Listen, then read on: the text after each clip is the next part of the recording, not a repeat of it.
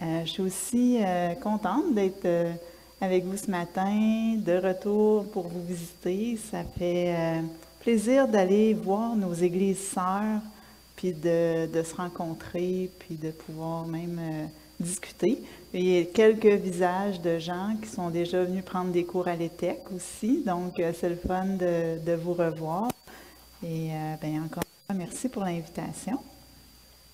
Donc, ce matin, j'aurais aimé vous partager. J'ai vraiment écrit le titre de ma présentation, Vivre en relation avec notre création.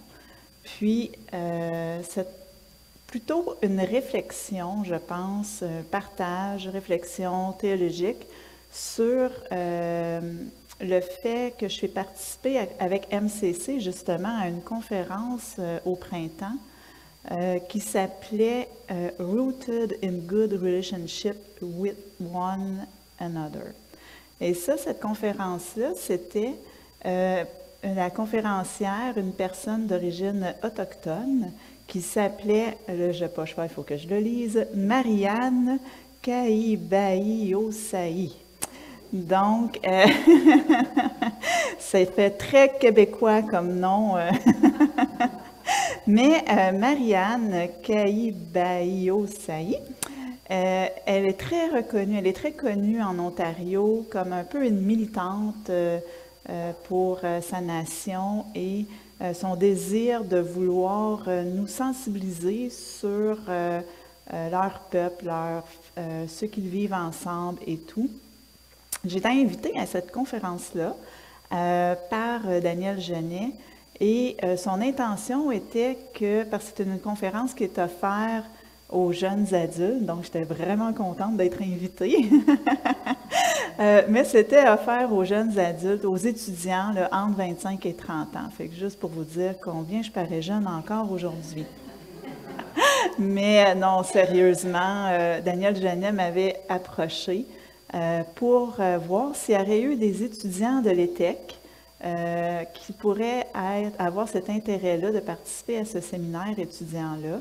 Et j'en ai recruté quelques-uns, fait qu'on était 3 personnes à pouvoir participer. Donc, j'ai eu cette occasion-là d'y aller, partager ça, ce moment-là avec eux, et surtout entendre ce qu'elle avait à dire.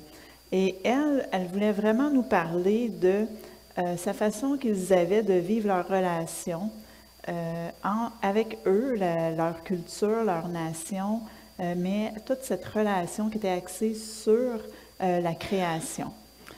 Puis de comment que cette création, puis que cette nature-là, puis que les éléments de cette nature qui nous entoure, en fin de compte, il y a une relation entre toute la création, une réciprocité entre cette création et nous. Elle avait aussi parlé dans cette conférence-là d'une responsabilité que nous avons envers cette création qui nous a été prêtée. Donc, elle a beaucoup mis d'emphase là-dessus. Elle parle que tout est relié ensemble, que tout se tient, puis qu'on est appelé vraiment à respecter cette terre-là sur laquelle nous allons marcher pendant un temps. Puis elle a fait référence à ses ancêtres. Hein? Nous, on se pense peut-être éternel et c'est vrai au retour de Jésus, mais pour un moment, on marche sur terre, puis après, c'est d'autres personnes qui vont venir. Fait que pour elle, c'était super important de comprendre que cette terre-là nous est prêtée, puis qu'on est appelé à vivre en relation avec une réciprocité, une responsabilité, tout en respectant cet endroit-là. Et quand elle a parlé de tout ça, moi, ça m'a fait beaucoup réfléchir. Ça m'a fait réfléchir à notre propre histoire de création. Ça m'a fait réfléchir à comment Dieu, lors de la création, avait tout établi, tout réfléchi, tout pensé d'avance pour nous donner ce dont nous, on a besoin pour pouvoir vivre cette relation-là et cette réciprocité-là avec Dieu, avec les autres, avec mes frères et mes sœurs, avec nous-mêmes, avec qui nous sommes, et puis aussi avec la nature.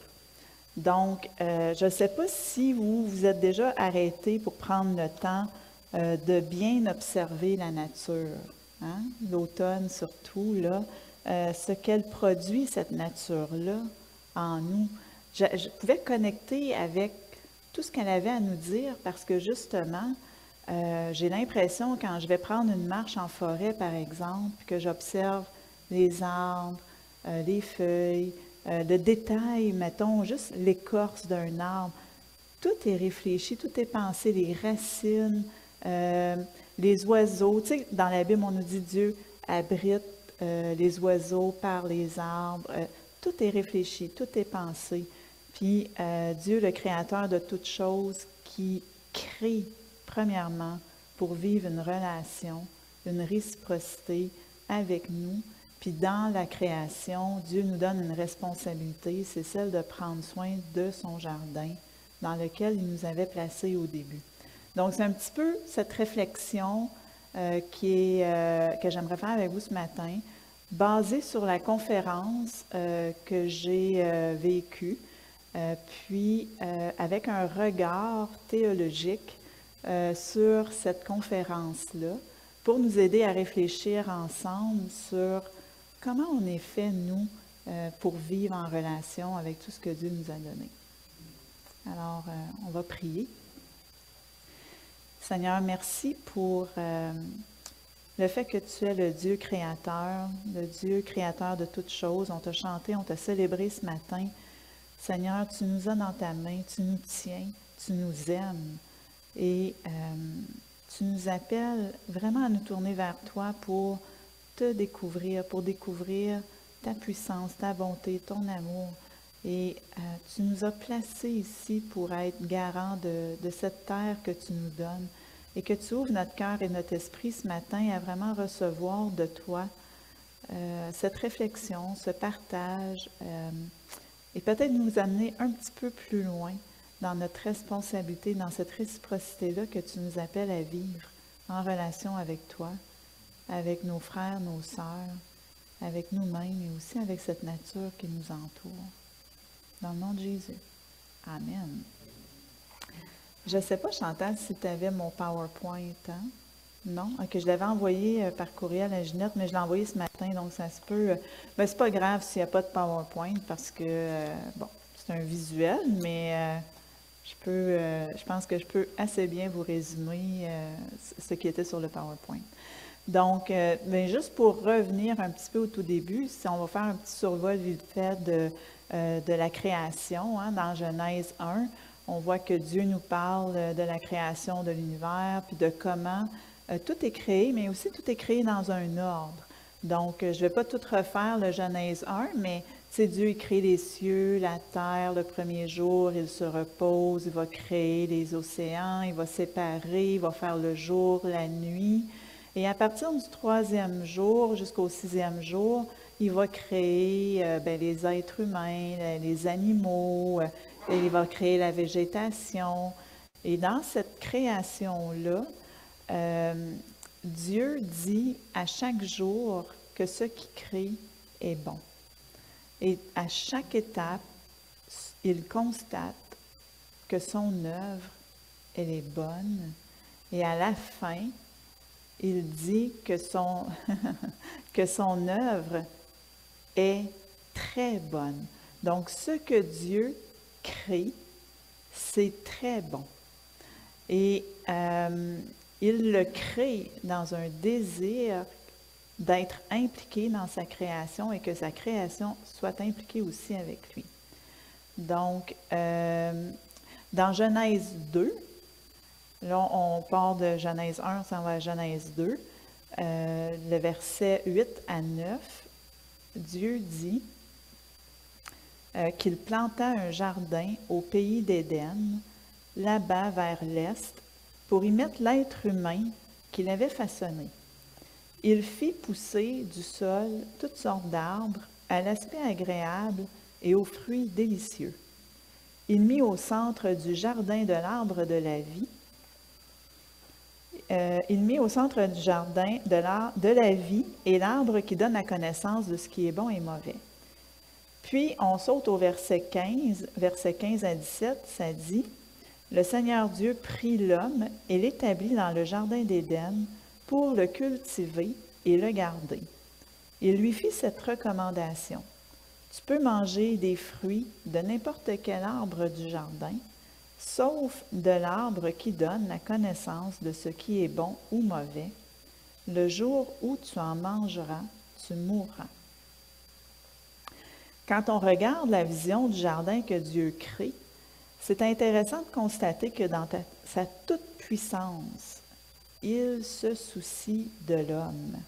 Il le met dans le jardin en lui donnant des plantes, des graines à manger, des animaux comme compagnie, puis il lui donne une femme comme compagne de vie. La vision du jardin que Dieu nous donne ici se tient ensemble.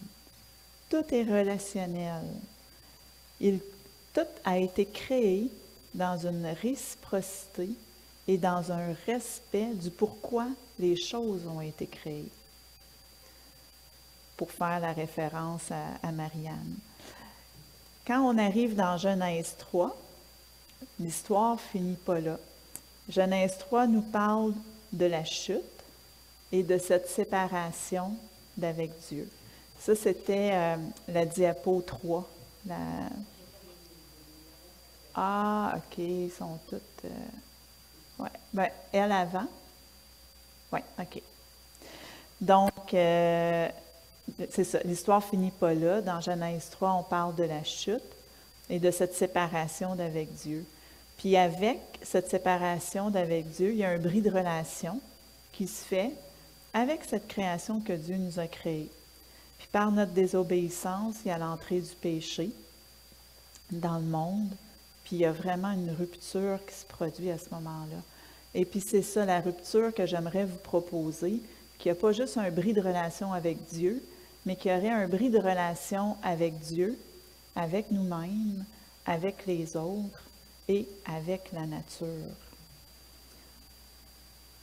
Laissés à nous-mêmes, sans Dieu au centre de nos vies, on est centré sur nous-mêmes, sur nos propres besoins, notre propre vie. Si tu veux aller à la prochaine.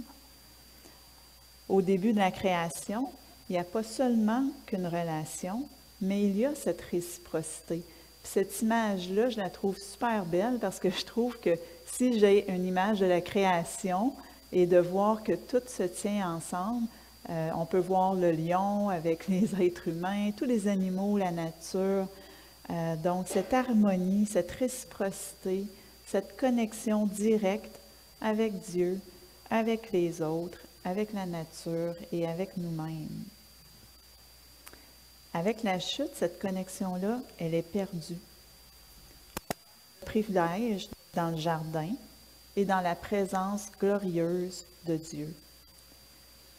La suite de l'histoire de la Genèse nous démontre que laissé à nous-mêmes, l'homme devient violent, traite plus la terre comme autrefois, commence à l'abuser. Il commence à y avoir des meurtres, des tueries, des guerres.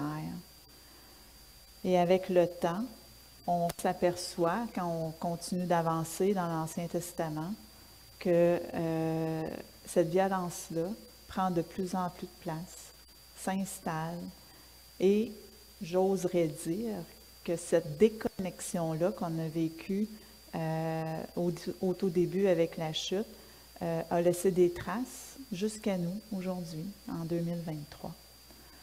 Donc, laissés à nous-mêmes, sans Dieu dans nos vies, on devient des êtres immoraux, égoïstes, égocentriques. On agit souvent pour obtenir du pouvoir sur les gens, le pouvoir de l'argent. On traite pour le pouvoir la création d'une façon irrespectueuse. Puis tout ça, souvent, peut être fait même au nom de Dieu. Puis par exemple, on peut penser autrefois à l'esclavage humain, comment les gens se guidaient sur la Bible même pour justifier le fait qu'on pouvait traiter les gens ou de les maltraiter.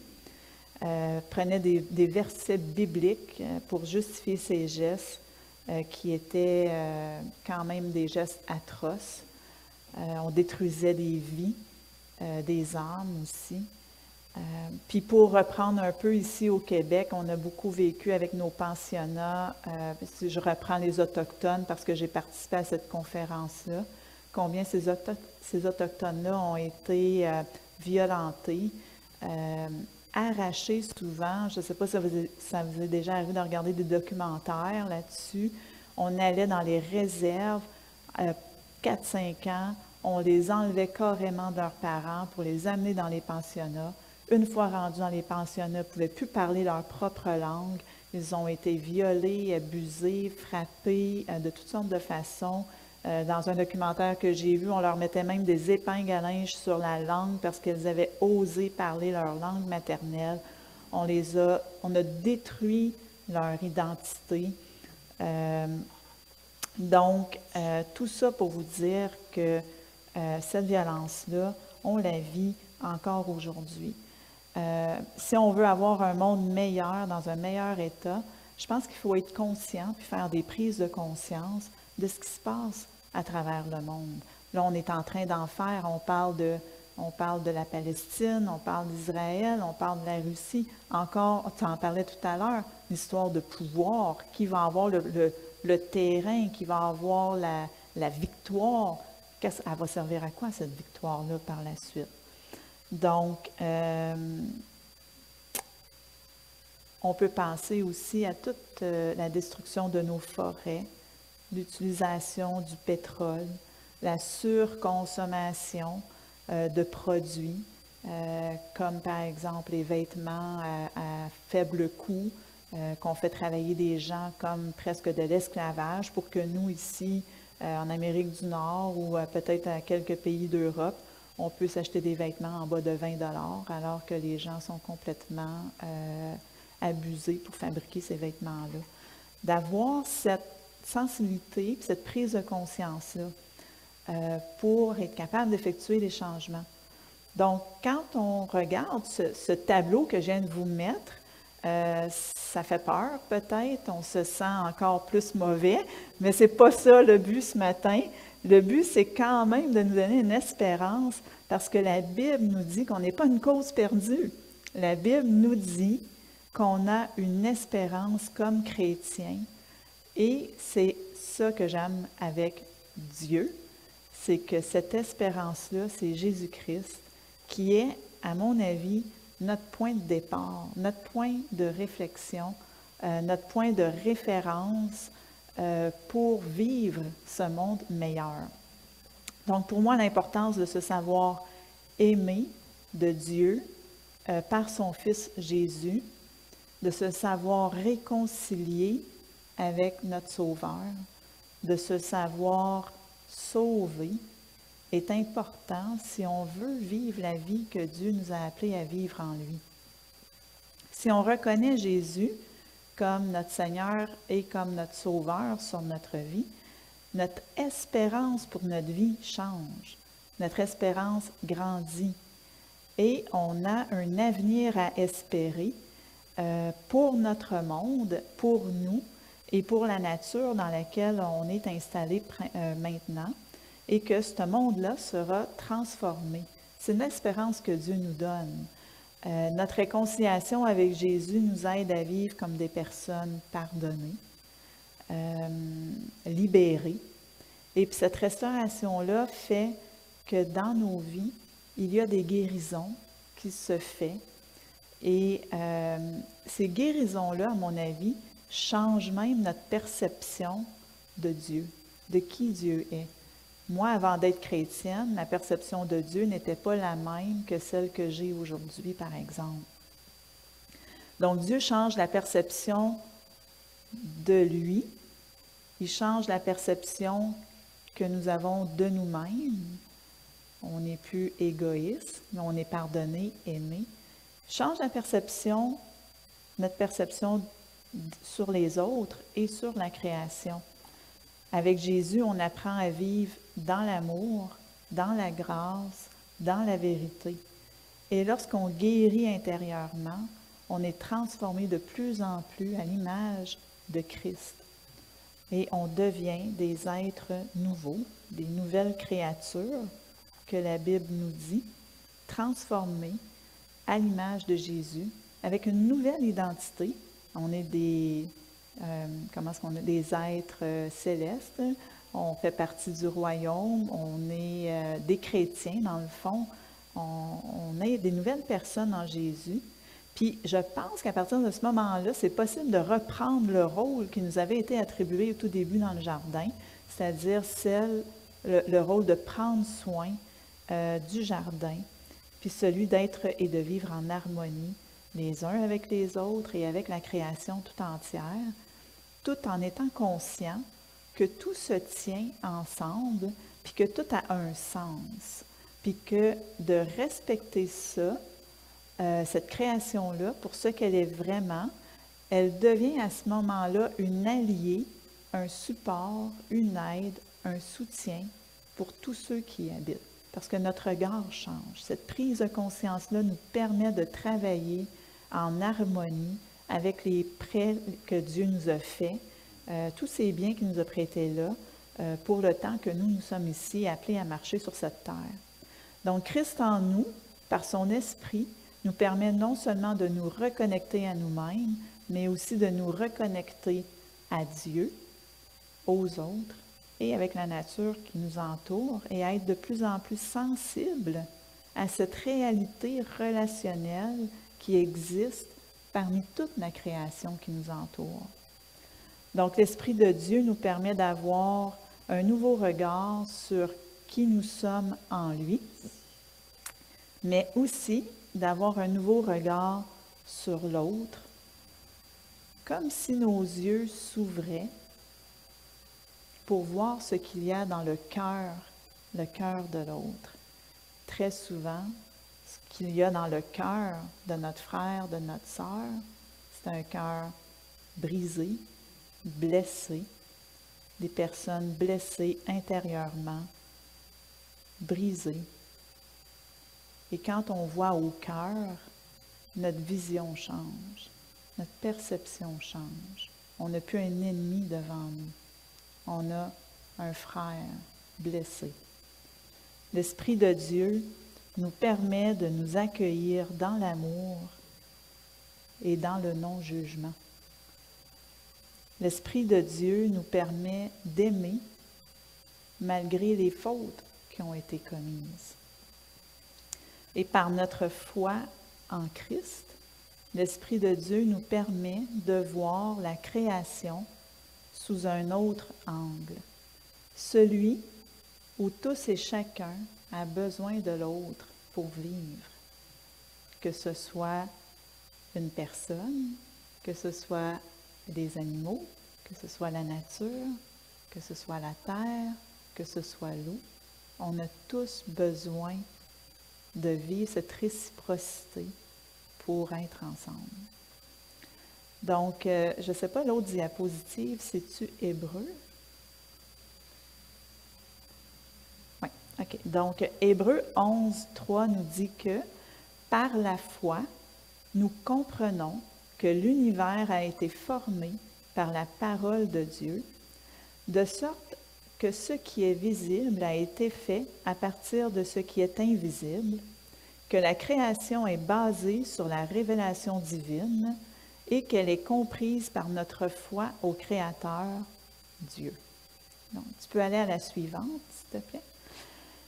Donc, on comprend par ce verset-là que la création, elle est en relation avec la Trinité et que c'est une œuvre trinitaire. Donc, Genèse 1 nous dit, « Au commencement, Dieu créa le ciel et la terre », ce qui fait allusion au Père. Genèse 1, 2, le souffle de Dieu se déplaçait à la surface de l'eau, ce qui fait référence au Saint-Esprit. Puis Jean 1, 3 nous dit, « Dieu a fait toutes choses en lui et rien n'a été fait sans lui. » Donc, ça fait référence au Fils. Et comme la Trinité, nous sommes appelés à être et à vivre en relation avec Dieu, avec les autres, avec la création.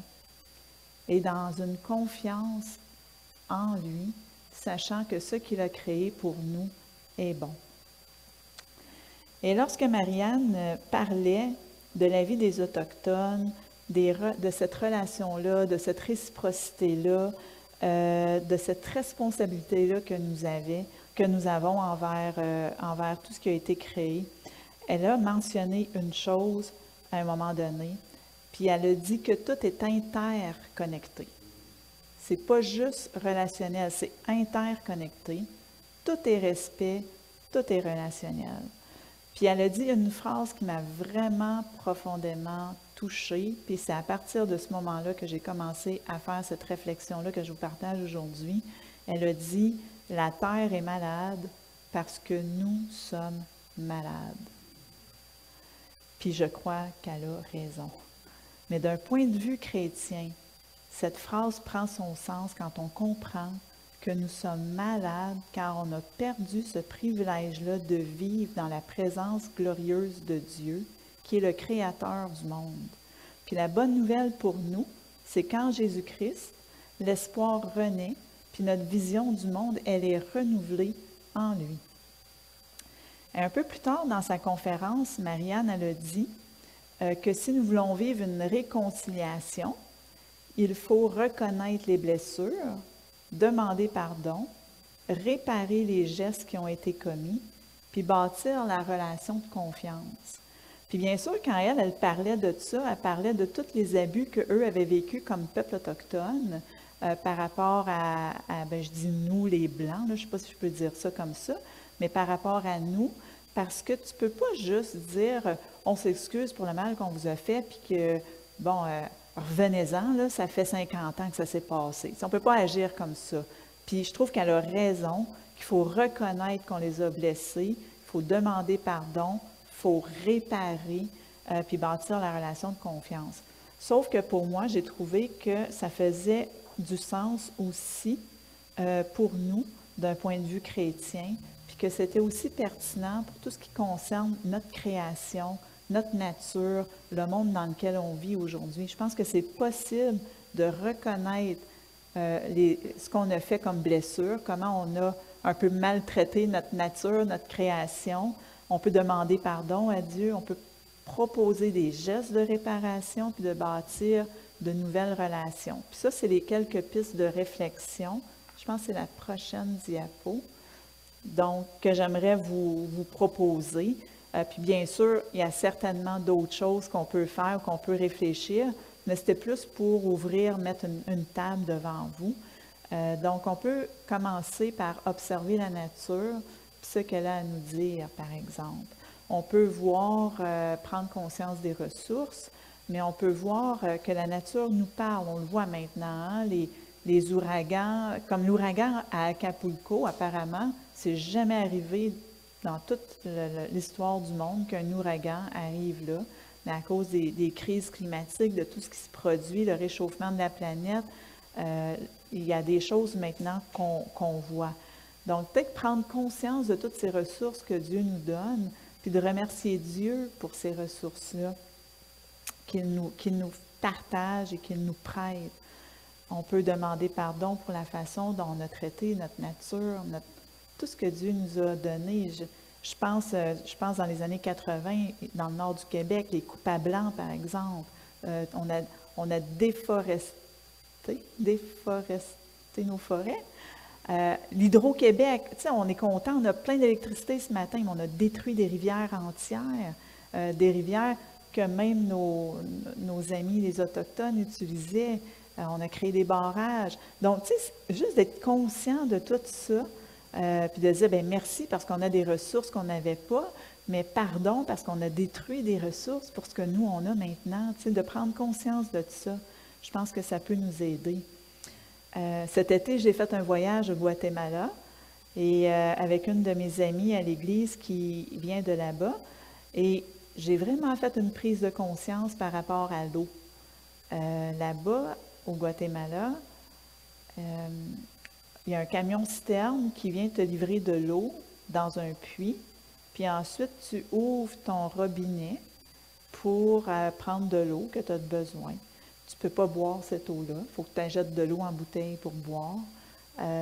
Puis là, tu ne peux pas trop prendre d'eau parce qu'elle coûte cher, l'eau que tu commandes. Donc, C'est vraiment, tu brosses tes dents, un peu comme sur un terrain de camping, là, tu sais, si tu fais du camping sauvage, bien entendu, là, puis tu fais vraiment attention.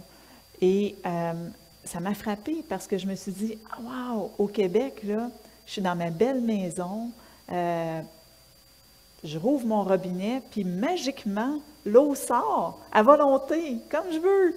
Puis, j'ai même pas cette prise de conscience que cette eau-là vient de la rivière.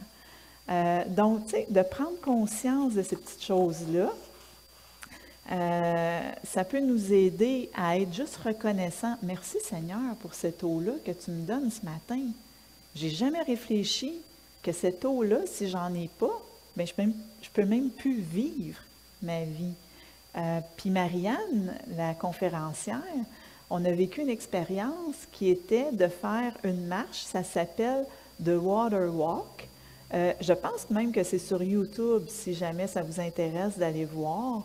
C'est un rituel que les Autochtones font pour bénir la rivière, pour tout ce qu'elle a à nous offrir. Puis, c'était vraiment intéressant de voir derrière ce rituel-là,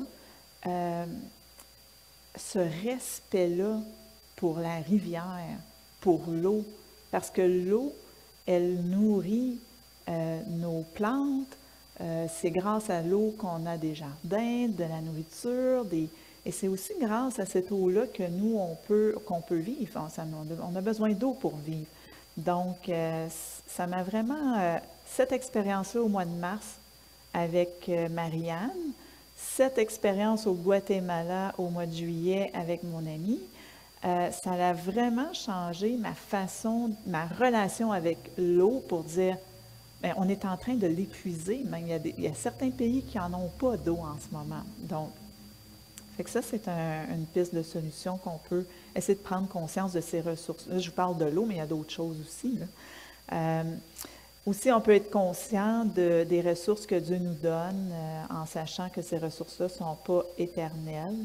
Un peu comme apprendre à devenir plus vert, peut-être. Là, c'est populaire maintenant. Là, il y a plein de mouvements qui se tournent vers ça. Là, on pense à peut-être Greenpeace là, qui nous donne des trucs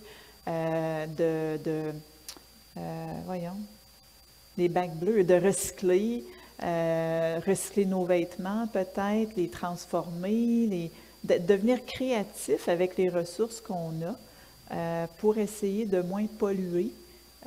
Peut-être avoir une voiture par famille au lieu d'en avoir 2 ou 3. Je donne des exemples, là, mais c'est plus l'idée d'essayer de faire ces prises de conscience-là. Puis c'est intéressant de voir que chez les frères ménonites, dans nos églises frères ménonites, l'église de Saint-Eustache est reconnue maintenant comme une église verte. Ils ont travaillé fort, ils sont reconnus maintenant comme une église verte. Donc, on peut prendre conscience aussi ou prendre connaissance des organismes déjà en place. J'en ai parlé comme Greenpeace. Je pense que c'était la prochaine... ça c'est la conclusion. Il n'y avait pas une autre avant? Ah, OK. En tout cas, c'est pas grave. C'est elle? OK. Des organismes qui sont déjà en place, sur lesquels on peut peut-être aller voir pour s'informer. Qu'est-ce qu'on peut faire, nous, comme chrétiens, un petit pas supplémentaire pour s'intéresser à cette création que Dieu nous a demandé de prendre soin? Une autre piste de solution, s'intéresser aux gens, nos frères, nos sœurs, ceux qui sont beaucoup dans la souffrance, s'intéresser à ce qu'ils vivent vraiment, de les écouter avec une oreille empathique, de les considérer comme personnes. Que les gens qui ont commis des fautes, des péchés graves, comme nous on dit, ou toute autre chose, peut-être de les considérer comme des personnes souffrantes, brisées, considérer ce qu'ils vivent, puis d'essayer de voir au cœur de ces gens-là et d'essayer de les voir tels qu'ils sont, mais non pas l'image qu'ils nous montrent d'eux.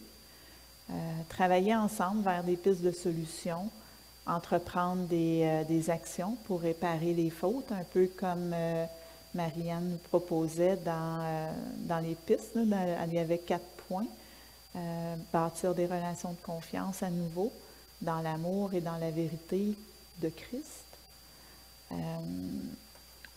Puis pour ceux qui ne le savaient peut-être pas, mais j'ai vécu de la violence sexuelle dans mon enfance. Puis dans le processus de guérison, moi, j'ai fait beaucoup de choses pour essayer de reprendre ma vie en main, mais aussi d'être obéissante à Dieu. Puis une des choses que j'ai fait, toujours avec MCC, j'ai fait partie d'un programme qui était de faire un face-à-face avec un contrevenant qui avait commis des gestes semblables à ceux que moi j'avais vécus. Et puis, ce face-à-face-là, je peux vous dire que ça a été une expérience vraiment puissante, triste. C'était vraiment triste de vivre ça, mais j'ai pris conscience de la victimisation dont j'avais été la victime pendant des années, mais j'ai aussi pris conscience de l'impact des crimes violents que cette personne-là avait commises. Puis cette conversation-là est vraiment inspirée des Autochtones. Ça se faisait, ce face-à-face-là, dans un cercle avec lequel il y avait une personne qui représentait la société, la victime, le contrevenant, puis l'intervenant. Fait qu'on était 4 autour du cercle. Et puis, ça m'a permis de pouvoir m'exprimer sur comment j'avais vécu les choses comme victime, mais ça m'a aussi permis d'entendre ce que lui avait fait comme contrevenant. Puis ensuite, ça l'a permis de comprendre ce qui l'avait conduit à faire ces choses-là. Ça m'a permis de voir que cette personne-là avait été un enfant blessé, abusé, victimisé. Ça a changé ma perception cette journée-là des contrevenants. Ça m'a permis de voir la souffrance au cœur de cette personne-là. Est-ce que ça justifie les gestes qu'il a commis? Je vous le dis tout de suite, non. Ce que ces gens-là font, c'est vraiment pas correct. Il y a des victimes, puis il faut tenir compte de ça. Mais ce que Dieu produit dans nos vies peut le produire aussi dans ses vies à lui, dans ses vies à eux. Et aux yeux de Dieu, nous sommes ses enfants. Il nous aime et je pense que c'est de notre responsabilité avec le temps de réfléchir à ça. Mais à la fin de cette rencontre-là, ça a duré 3 jours, c'était sur 3 étapes, fait que c'était très intense. À la fin, évidemment, la victime qui fait le cercle, qui fait cette démarche-là, a tout le pouvoir. Je pense que c'est fait par exprès.